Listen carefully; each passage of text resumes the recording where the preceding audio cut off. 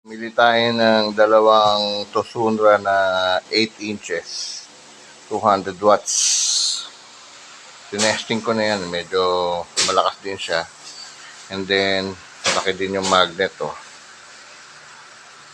So, kailangan ko pa nito ng 2 piraso para dun sa aking project na bagong baffles, pang maliitan lang.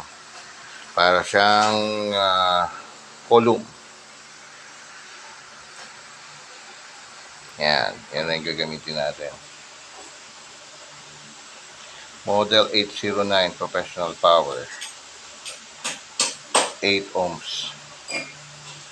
Yan. Tapos, yan. Pang mid. Very good. Ganda rin yung quality niya. Tosunra. Kaya yung box niya.